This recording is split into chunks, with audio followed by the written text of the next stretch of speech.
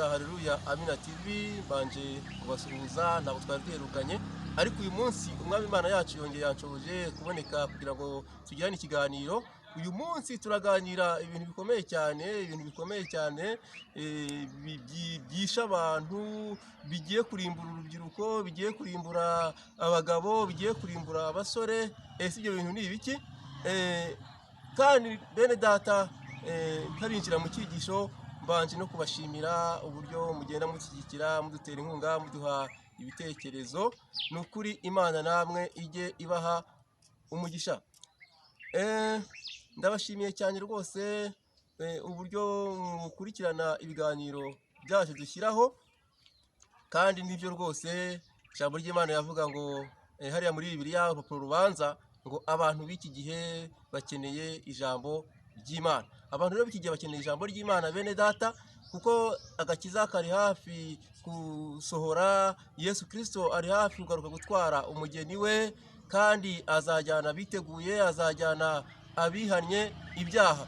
Kwihana ibyaha rero ntabwo wakwihana utumvise ijambo ry'Imana, kuko kwihana kuzanwa no kumva ijambo ry'Imana. Niyo mpamvu nanjye nahashyizeho uyu murongo kugira ngo tujye duhura, tuvugana, duhana ibitekerezo, duhugurana kuri urugendo rugana mu ijuru. Bene data, tugeze mu minsi mibi igoye, iminsi y'ubuhenebere, iminsi Satani arimo kurwana cyane, arimo gukora cyane. Ariko natwe dukwiriye gukora cyane, dukwiriye kurwana intambara, dukwiriye kurwana Satani. Kandi Satani we ntabwo arwanishwa no kubitera amakofi cyangwa ingumi, ahubwo atsindwa n'ijambo ry'Imana. Uyu munsi rero turaganira ibintu bikomeye nk'uko nabibabwiye, ariko reka tubanze dusenge Imana. Mana yo kwizerwa, Mana igira neza, Mana ishobora byose, Mana ivuga bikaba. Turasenze kugira ngo iyi gahunda twinjiye muri ijambo ryawe, nukuri ubane natwe, ubufashe ubwoko bwawe buri imbere hangaha mu kunkurikirana, ubufashe kandi Umwuka Wera akorere muri bo, Umwuka Wera abemeze, Umwuka Wera akora ibitangaza. Nge ntacyo nakora n'umwana w'umuntu. Nukuri Uwiteka, ndasengeye Abanyarwanda kugira ngo ubagirire neza, ubahe umugisha, ubahe agakiza, ubahe mu mutima we gutuza, ubahe kugirirwa neza nawe Mana. Tubisabye twizeye ko ubikoze mu izina rya Yesu Kristo tubisenze. Amen. Tuti bene data, rero nari mbabwiye ngo turaganira ku kintu gikomeye cyane. Uyu munsi turaganira ku ijambo ryitwa icyaha. Bene data, burya icyaha ni kibi, icyaha gikoze isoni, icyaha gituma umuntu apfa vuba, cyangwa se gituma umuntu asaza imburagihe.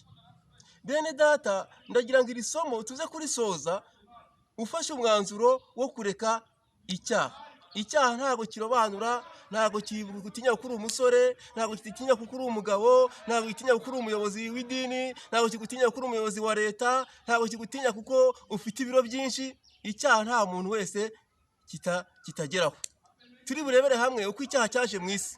Ariko kandi nubwo icyaha cyaje mu isi, Imana yarongeye itegura, kuko yari ifite umugambi ku muntu. Imana yarongeye itegura uburyo icyaha kizagenda, mbese uburyo icyaha kizatsindwa. Ni ukuvuga ngo Imana yaje gutegura Yesu Kristo kugira ngo uzamwizera wese azahabwe ubugingo buhoraho. Reka dusome ijambo ry'Imana tudatinze. Dusoma hano mu gitabo cy'Itangiriro, turasoma igice cyaho cya mbere n'umurongo wa 26. Itangiriro igice cya mbere umurongo wa 26. Kadusome mu izina rya Yesu. Imana iravuga iti, tureme umuntu agira ishusho yacu, ase natwe, batwara amafi yo mu nyanja, inyoni n'ibisiga byo mu kirere, n'amatungo n'isi yose n'igikururuka hasi cyose. Imana irema umuntu ngo agire ishusho yayo. Amen. Reka dukomerezeho, dusome no mu Itangiriro none ibice 3 n'umurongo waho wa 7. Itangiriro ibice 3 umurongo wa mbere kugeza wa 7. Haranditse ngo inzoka yoshya Eva. Inzoka yarushaga uburiganya inyamaswa zo mu ishyamba zose Uwiteka Imana yaremye. Ibaza uwo mugore iti, ni ukuri koko Imana yaravuze iti, ntimuzarye ku giti cyose cyo muri iyi ngobyi? Uwo mugore arayisubiza ati, imbuto z'ibiti byose ziri muri iyi ngobyi twemererwa kuzirya, keretse imbuto z'igiti kiri hagati y'ingobyi, nizo Imana yatubwiye iti, ntimuzazirye, ntimuzakoreho, mutazapfa. Iyo nzoka ibwira umugore iti, gupfa ntimuzapfa, kuko Imana izi ko umunsi mwaziriyeho amaso yanyu azahweza mugahindurwa nk'Imana, mukamenya icyiza n'ikibi. Uwo mugore abonye yuko icyo giti gifite ibyo kurya byiza kandi ko ari icy'igikundiro kandi ari cyo kwifuriza kumenyesha umuntu ubwenge, asoroma ku mbuto zacyo arazirya. Aho n'umugabo we wari kumwe nawe arazirya. Amaso yabo bombi arahweza, bamenya yuko bambaye ubusa, badoda ibibabi by'imitini biremeramo ibicocero. Imana yacu itugiriye neza. Nshuti bene data rero, mwiyumviye uburyo icyaha cyaje mu isi, giturutse kuri Eva ndetse n'umugabo we, ariko ntugire ngo byari byoroshye. Uno munsi nawe yuba uri Eva, wowe warakoze n'ibirenze. Eva muri kiriya gihe uba warakoze n'ibirenze, ariko Eva nyine yakoze ikosa, yumvira Satani, icyaha kirinjira. Hano tubonye ko ngo inzoka yarushaga uburiganya izindi nyamaswa, yaraje iramwegera iramuganiriza. Nshuti mwene data, burya ntugakundire ijwi wumva ryose. Niryo kosa uyu mudamu wa mbere yakoze, yumviye Satani, kandi yumvira Satani yarazi Imana yaramubwiye iti ibintu ntimuzabikoreho. Ubundi rwose umudendezo Imana yarabaremeye ibintu byose, yarabaremeye amatungo.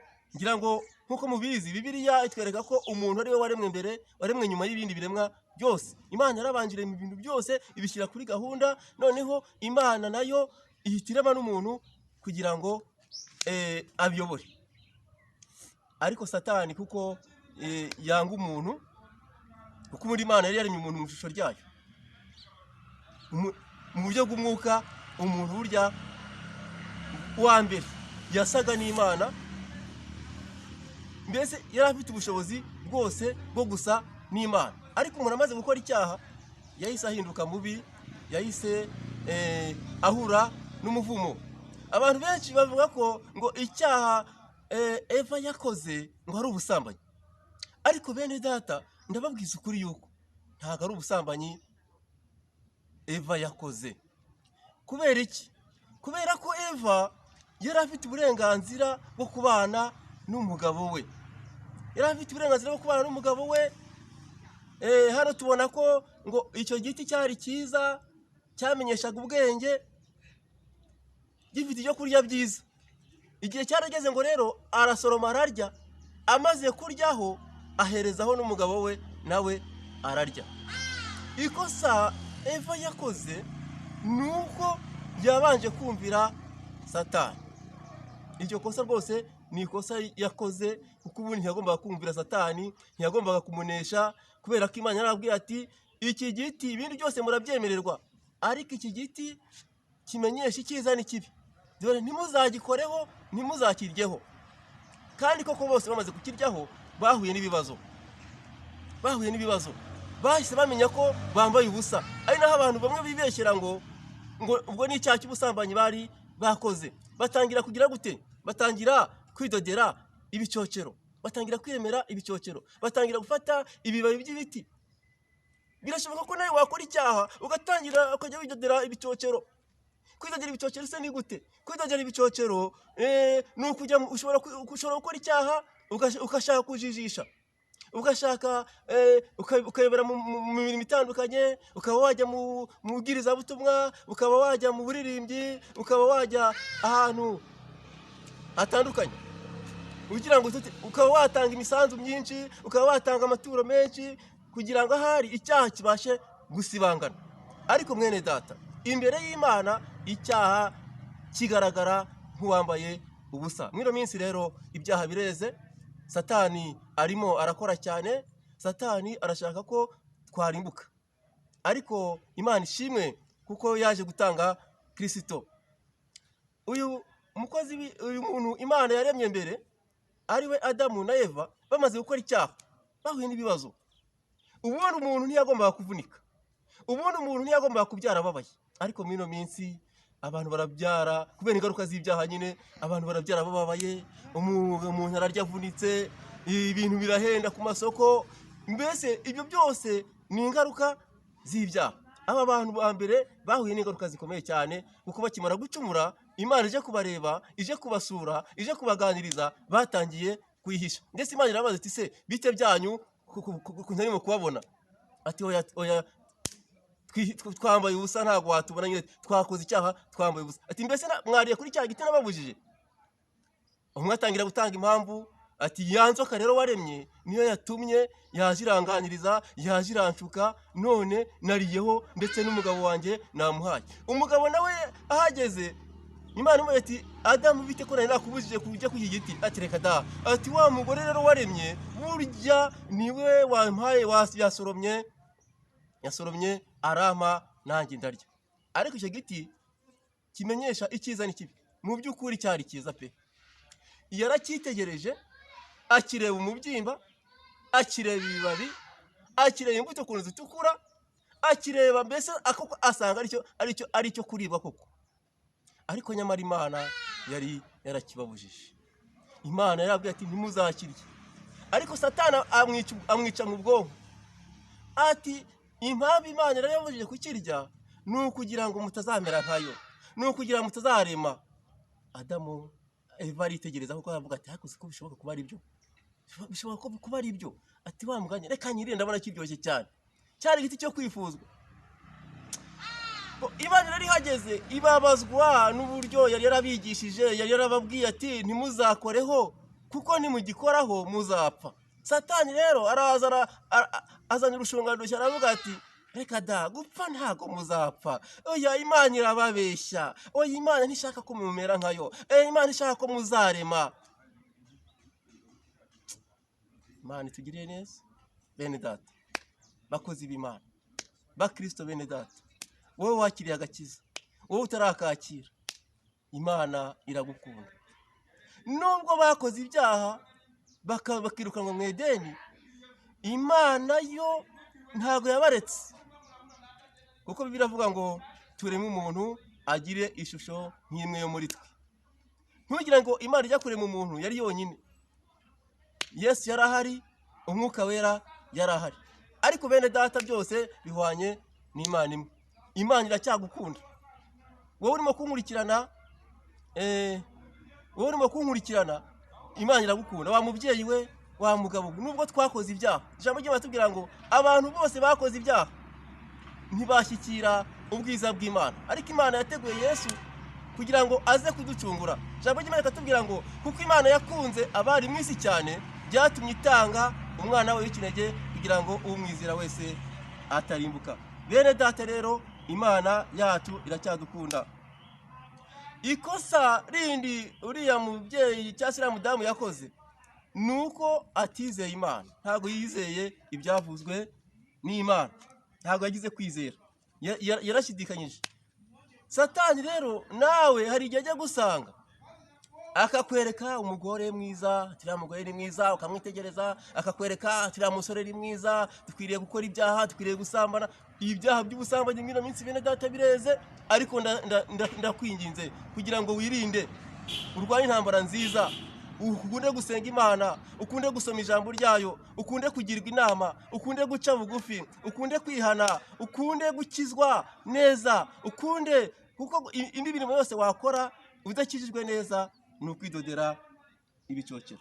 Imana yacu rero itugirire neza. Hari ingaruka bano bantu bagize bamaze gukora icyaha. Icyambere, bakimara gukora icyaha bahise batandukana n'Imana. Ubwo Imana yahise ibareka, irabirukana, ibavana mu Edeni. Kubera ko ngo iramuka ibagumishijemo, hari ikindi giti cy'ubugingo cyari kirimo nacyo cyiza bagombaga kurya ngo noneho bakazarama. Imana ihita ifata umwanzuro ndetse ishyiraho n'abarinzi bo kurutira Edeni ku buryo umwana w'umuntu atazayisubiramo. Icya mbere rero bataye ubusabane, icya kabiri birukanwe mu Edeni, icya gatatu barapfuye. Ubundi umuntu yagombaga gupfa, yagombaga kuzabaho iteka. Ariko Imana ishimwe kuko nyuma y'ubu buzima tuhumeka turiho, tufite ubundi buzima tuzabaho mu gihugu cyo mu ijuru. Imana yacu itugirire neza. Ikindi, ubutaka nabwo bwahise bugira ibibazo, bwaravumwe. Ubundi ntabwo twagombaga kwirwa duhinga, kwirwa dukora iki, kwirwa dukora imirimo itandukanye, twagombaga kwirira imbuto, ariko ubutaka bwaravumwe, amahwa abumeramo, ibitovu biramera, umwana w'umuntu atangira kurya avunitse yisha kuya, umugore atangira kubyara ababara, atangira kuyoborwa n'umugabo, atangira uko ijambo ryatubwira ngo kwifuza k'umugore kuzaherera ku mugabo. Urumva rero umugabo yahise agira, umugore yahise agira ibibazo, umugabo agira ibibazo, kubera iki? Kubera icyaha. Icyaha rero bene data ntabwo ari cyiza, n'aha ngaha mu isi iyo ukoze icyaha baragufunga, iyo ukoze icyaha urahanwa, ucibwa amande, mbese umuryango nyarwanda cyangwa se abantu muri rusange bakakugaya. Imana yacu itugirire neza. Bano bantu rero babuze kwizera. Bene data icyo usabwa n'iki? Ni ukwizera Imana kandi ugakomeza kwizera kwawe. Reka dusome ijambo ry'Imana none mu butumwa bwiza bwa Yohana. Ubutumwa bwiza bwa Yohana, turasoma ibice byaho, Yohana ibice byaho 3 n'umurongo wa 18. Ubutumwa bwiza bwa Yohana ibice 3 n'umurongo wa 18. Kadusome mu izina rya Yesu. Haranditse ngo umwizera ntacirwaho iteka, utamwizera amaze kuricirwaho kuko atizeye izina ry'umwana w'Imana w'ikinege. Kadusubiremo, umwizera ntacirwaho iteka, utamwizera amaze kuricirwaho kuko atizeye izina ry'umwana w'Imana w'ikinege. Turasabwa kwizera Yesu Kristo, kuko Yesu Kristo niwe waje hano mu isi aje gukuraho ibyaha by'abari mu isi. Yesu ni umukiza, ni Imana yaremewe, yashyiriweho iki? Kuza gucungura umwana w'umuntu, kuko twese twakoze ibyaha ntitwashyikira ubwiza bw'Imana. Dusomye mu rwandiko rw'Abaroma, ibice 3 n'umurongo wa 23, tunasoza tugasenga Imana. Abaroma ibice 3 n'umurongo wa 23 haranditse ngo kuko bose bakoze ibyaha ntibashyikira ubwiza bw'Imana, ahubwo batsindishirwa n'ubuntu bwayo ibibahereye ubusa kubo gucungurwa kubonerwa muri Kristo Yesu. Ni ukuvuga ngo gucungurwa kwacu kubonerwa muri Kristo Yesu. Nta handi hantu, ntago ari mu mafaranga uzavana agakiza, ntago ari mu miryango ikomeye uzavana agakiza. Agakiza ahantu uzagakura ni ukwizera umwami Yesu Kristo nk'umukiza wawe, kandi ukareka ibyaha. Kandi ntuvuge ngo nta cyaha ufite, nta mukiranutsi n'umwe ubaho, Ijambo ry'Imana ngo iyo uvuze ko nta cyaha ufite uba ushatse kwita Imana ko ibeshya, ariko Imana yacu ntibeshya. Yaduteguriye agakiza, yaduteguriye indi deni yo mu ijuru, hari deni yo mu ijuru, hari ubundi bukwe tuzataha, ibintu bikagenda neza, ariko ntabwo buzatahwa n'umuntu utarihanye ibyaha. Uyu munsi wa none ufate umwanzuro, mbere ya byose wizere ijambo ry'Imana, urisome, uryigishwe, uryumvire, kuko bumva bakumvira nanone nibo bazarya ibyiza byo mu gihugu. Bene data, ndakurangira inzira y'agakiza. Agakiza si ukuba ufite inote nyinshi, si ukuba uzi kwigisha neza, si ukuba uzi gukora imirimo myinshi. Oya, agakiza mbere byose ni ukwizera ijambo.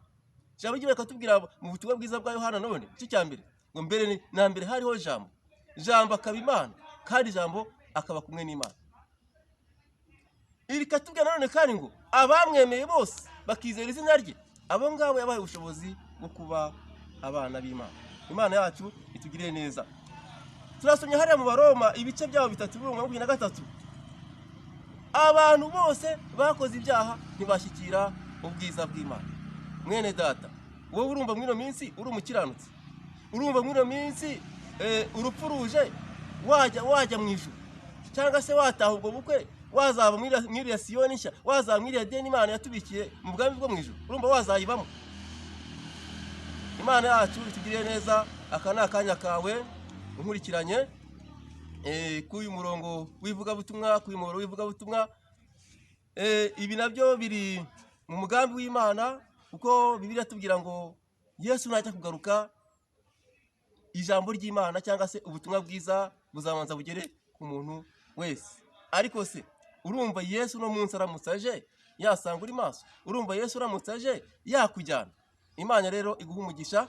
Reka dusenge Imana, dufatikanye gusenga. Urambura ikiganza aho uri, dusenge dusaba Imana kugira ngo itubabarire ibyaha byacu, kuko tubonye ko abantu bose bakoze ibyaha. Nongere mbibutse ko icyaha Adamu na Eva bakoze atari ubusaba, ahubwo icyo bakoze ni iki? Bariye ku giti, bari barabuzanyijwe. Imana yacu itugiriye neza. Reka dusenge Imana. Mana yo kwizerwa, sabiye umugisha abantu bose bankurikiranye, kandi iri jambo naryo ndasenze kugira ngo rikore imirimo mu mitima ya buri umwe wese urimo kunyumva, haba ari ku manywa, haba ari nimugoroba, haba ari mu gitondo, aho uri hose, mu kazi urimo. Sabiye umugisha umuntu wese uri mu kufungura iyi video ayumva. Imana umuha umugisha, kandi iri jambo rimweze, rimutunganye, ryongeye kumuremamo umutima mushya. Nukuri iri jambo rirwanya icyaha muri we kandi rimuneshereze, kandi buri wese afate umwanzuro mwiza wo kunesha icyaha. Urakoze cyane kubyumvishe Uwiteka. Ngaho uri inyuma y'ijambo ryawe kugira ngo usohoze icyo waritumye, kuko nanjye ndi umwana w'umuntu nkeneye kwigishwa nawe. Urakoze cyane kubyumvishe byose uko ushaka, mu izina rya Yesu Kristo tubigusabye. Amen.